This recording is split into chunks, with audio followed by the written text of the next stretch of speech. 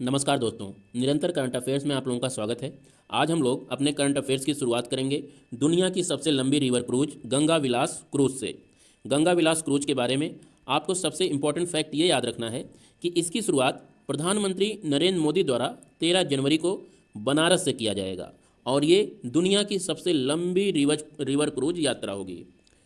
ये river cruise यात्रा बनारस में गंगा नदी से शुरू होकर बांग्लादेश होते हुए ब्रह्मपुत्र नदी के सहारे असम के डिब्रूगढ़ तक जाएगी। अगर बात रिवर क्रूजिंग की करें तो पर्यटन का एक ये ऐसा रूप है जिसमें शिप के माध्यम से बड़ी बड़ी नौगम्य नदियों में पर्यटक विभिन्न सांस्कृतिक और आर्थिक स्थलों का भ्रमण करते हैं और अपना ज्ञानवर्धन करते हैं। अगर गंगा विलास क्रूज के बारे में बात करें तो इसके रूट मैप को एक बार देख लेते हैं कि ये किन किन शहरों से होके गुजरेगा जो कि गंगा नदी के किनारे अवस्थित हैं। यहाँ पर गंगा विलास क्रूज की शुरुआत जो होगी वो उत्तर प्रदेश के बनारस से होगी और इसके बाद ये बिहार राज्य में प्रवेश करेगा और मुंगेर होते हुए ये शिप बंगाल में प्रवेश करेगी और गंगा नदी के सहारे फिर ये हुगली नदी में आएगी और कोलकाता तक पहुँचेगी।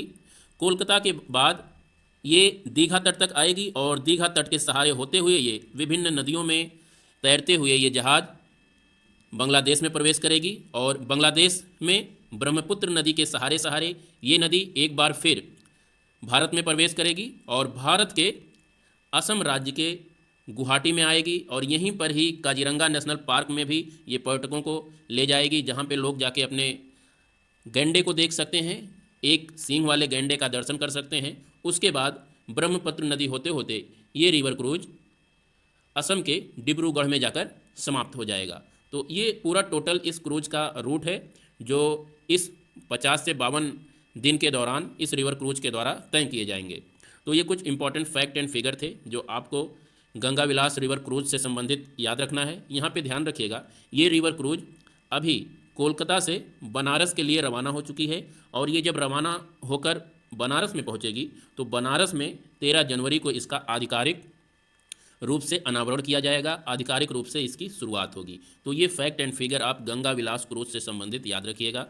इसके बाद हम लोग आ जाते हैं अपने दूसरे टॉपिक नित्यानंद राय समिति से संबंधित। आप लोगों से सीधा क्वेश्चन पूछा जाएगा कि नित्यानंद राय समिति का गठन किस राज्य या केंद्र शासित राज्य के विकास के लिए किया गया है, तो आपका उत्तर हो जाएगा लद्दाख। लद्दाख की संस्कृति, भाषा और रोजगार के संरक्षण के लिए केंद्र सरकार ने 17 सदस्यीय नित्यानंद राय समिति का गठन किया है। आपको केवल इतना याद रखना है।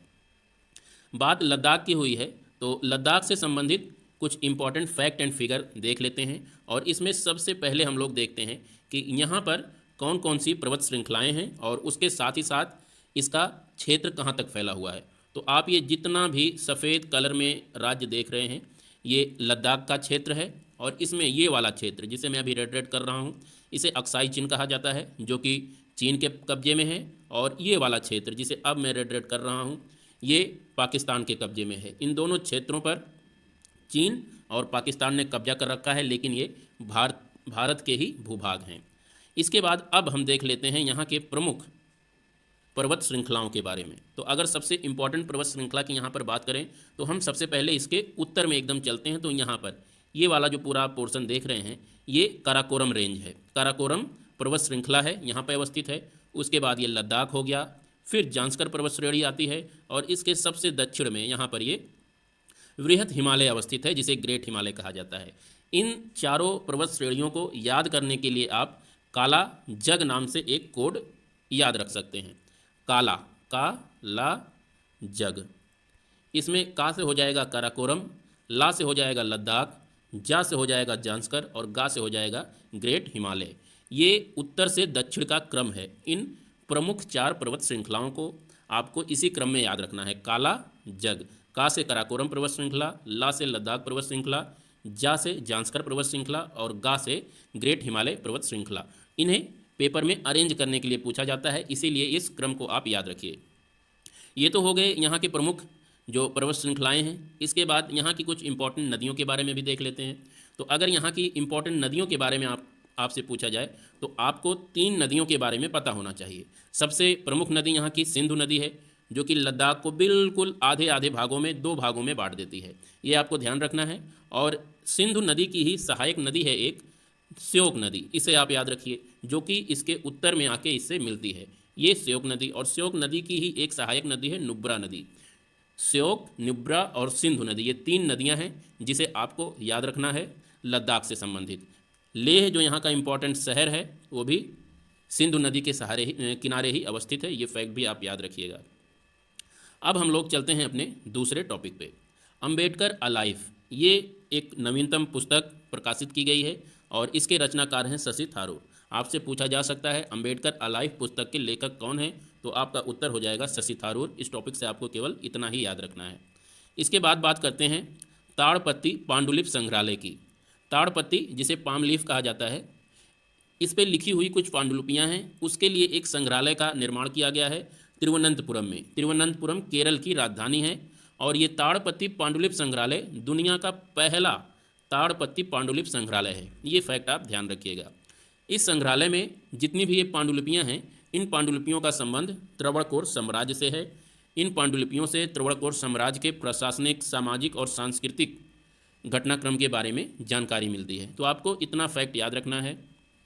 अगर पांडुलिपि की बात करें तो पांडुलिपि का मतलब होता है हाथ से लिखे हुए ग्रंथ, ऐसे दस्तावेज जो हाथ से लिखे गए हैं, और ये अक्सर पेड़ पौधों पर के छालों पर, पत्तियों पर लिखे जाते थे। प्राचीन काल में इन्हीं का प्रयोग किया जाता था। यहाँ पर एक खास बात देखिए, त्रवणकोर साम्राज्य की बात हुई है तो यहाँ पर हम लोग देख लेते हैं कि त्रवणकोर साम्राज्य कहाँ पर अवस्थित था। अगर केरल की बात करें तो केरल का जो एकदम दक्षिणी भूभाग था, जिसे आप इस मैप में भी देख सकते हैं, ये पूरा का पूरा केरल है। इस केरल का जो दक्षिणी भाग है इसे ही त्रवणकोर साम्राज्य कहा जाता था। ये आप ध्यान रखिएगा। यहाँ के एक बहुत ही प्रतापी राजा हुए जिनका नाम था मार्तंड वर्मा। उनके बारे में आप एक फैक्ट याद रखिए। यहाँ पर आप ये देखिए, मार्तंड वर्मा के बारे में एक फैक्ट आप ये याद रखिए कि ये एशिया के पहले ऐसे राजा थे जिन्होंने किसी यूरोपीय शक्ति को युद्ध में हराया हो। ये फैक्ट आपको याद रखना है। और ये फैक्ट पूछा भी जा चुका है कि भारत के पहले राजा कौन थे जिन्होंने किसी यूरोपीय शक्ति को युद्ध में हराया हो, तो उनका नाम था त्रवणकोर के राजा अनिजाम तिरुनाल मर्तंड वर्मा। तो इनका नाम याद रखना है। और इसी के साथ ये युद्ध का नाम याद रखना है, कोलाचेल का युद्ध, जो 1741 में लड़ा गया था। इसी युद्ध में किसी भारतीय राजा ने यूरोपीय शक्ति को पहली बार हराया हो और इसमें इन्होंने डच ईस्ट इंडिया कंपनी को हराया था। तो ये कुछ फैक्ट एंड फिगर हैं कोलाचेल युद्ध के बारे में और उसके साथ ही साथ ताड़पत्ती पांडुलिपि संग्रहालय की, जिससे आपको ये फैक्ट एंड फिगर याद रखने हैं। अब हम लोग आ जाते हैं अपने राष्ट्रीय जीनोम संपादन एवं प्रशिक्षण केंद्र के बारे में। इंग्लिश में अगर आप इसे कहें national genome editing and training centre. Question पूछा जाएगा कि कहाँ खोला गया है, केंद्र सरकार ने इसका निर्माण कहाँ पर किया है, तो आपका उत्तर हो जाएगा पंजाब राज्य के मोहाली में इसका निर्माण किया गया है।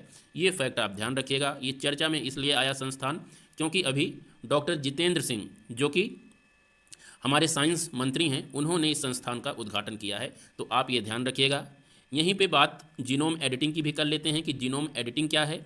तो सबसे पहले ये जानते हैं कि जीनोम क्या है।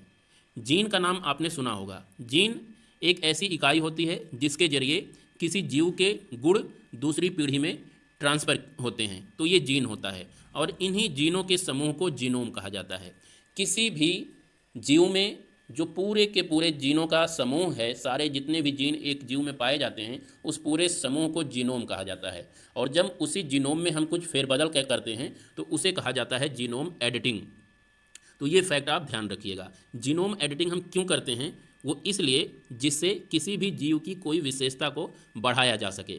जैसे मान लीजिए आप एक भिंडी ले लीजिए। भिंडी की अगर गुणवत्ता आपको बढ़ानी है तो हम किसी ऐसे जीन को ढूंढेंगे, किसी दूसरे जीव में जो मौजूद है उस जीव से निकालेंगे वो जीन और भिंडी में ट्रांसफ़र कर देंगे।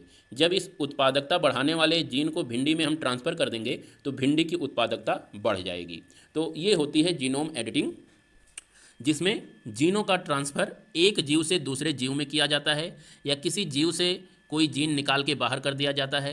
जैसे मनुष्यों में बहुत सारी बीमारियां हैं जो कि जीन के कारण होता है, तो एक जीन थेरेपी होती है जिसमें उन जीन को काट के अलग कर दिया जाता है, जिससे वो बीमारी करने वाले जीन शरीर से बाहर हो जाते हैं। तो ये फैक्ट एंड फिगर हैं जीनोम एडिटिंग के बारे में, याद रखिएगा। इसके बाद बात कर लेते हैं खाद्य और पोषण सुरक्षा पर अंतर्राष्ट्रीय सम्मेलन की। इसका आयोजन भी पंजाब के मोहाली में हुआ है, ये आप याद रखिएगा। अगर आपसे पूछा जाए कि खाद्य और पोषण सुरक्षा पर अंतर्राष्ट्रीय सम्मेलन का आयोजन किस शहर में हुआ है, तो मोहाली हो जाएगा। और मोहाली कहाँ अवस्थित है? पंजाब राज्य में अवस्थित है। तो पंजाब की बात हुई तो पंजाब से संबंधित कुछ इंपॉर्टेंट फैक्ट एंड फिगर भी देख लेते हैं। सबसे पहले ये देखते हैं कि पंजाब के सीमा पर कौन कौन से राज्य अवस्थित हैं। तो इसके लिए आप ये मैप देखिए। इस मैप में सबसे पहले उत्तर की अगर बात करें तो जम्मू कश्मीर राज्य अवस्थित है। फिर हिमाचल प्रदेश के साथ भी इसकी सीमा लगती है। और यहाँ पर एक छोटा सा प्रदेश है जो केंद्र शासित प्रदेश है, चंडीगढ़ के रूप में जाना जाता है, इससे भी इसकी सीमा मिलती है। और फिर हरियाणा आ जाता है और एकदम दक्षिण में राजस्थान राज्य के साथ भी पंजाब की सीमा मिलती है। और पश्चिम का पूरा जितना क्षेत्र है ये पाकिस्तान के पंजाब प्रांत से इसकी सीमा मिलती है। तो ये कुछ सीमा हो गई जो इसके किनारे किनारे क्षेत्र अवस्थित हैं, राज्य अवस्थित हैं। इसके बाद यहाँ से संबंधित प्रमुख नदियों के बारे में बात कर लेते हैं कि यहाँ की कौन सी प्रमुख नदियाँ हैं। उसके लिए आप याद रखिए यहाँ की प्रमुख 3 नदियाँ हैं जिसे आप एक कोड सवेरा से याद कर सकते हैं। सवेरा, SABERA, सवेरा। SA से हो जाएगा सतलज नदी जो कि यहाँ पर बहती है इसके। BE से हो जाएगा ब्यास नदी जो कि यहाँ पर बहती है इसके, ऐसे बहती है। और फिर लास्ट में हो गया रावी नदी, ये आपकी हो गई रावी नदी। इस तरह से ये रावी नदी बहती है। तो आप सवेरा से ये 3 नदियाँ याद रख सकते हैं, SA यानी सतलज, BE यानी ब्यास, RA यानी रावी। ये 3 प्रमुख नदियाँ हैं जो पंजाब में अवस्थित हैं। आप इस तरह से याद रखिए कि पंजाब में सवेरा बहुत जल्दी होता है या बहुत लेट होता है, क्योंकि ये पश्चिमी राज्य है ना, भारत का पश्चिम में है। तो ये यहाँ पर जो सवेरा होता है वो बाद में होता है। तो पंजाब में सवेरा बहुत बाद में होता है। ऐसा करके आप इन नदियों को याद रख सकते हैं। और एक चीज़ और जानिए, किसी नदी के बीच की जो ज़मीन होती है, किन्हीं 2 नदियों के बीच की ज़मीन, जैसे यहाँ पे सतलज नदी है और ये ब्यास नदी है, तो इसके बीच में जो भूभाग है इसे 2 आब कहा जाता है। 2 नदियों के बीच की भूमि को 2 आब कहा जाता है। और पंजाब में इस 2 आब का नाम बिष्ट दोआब है, ये आप ध्यान रखिएगा, बिष्ट दोआब।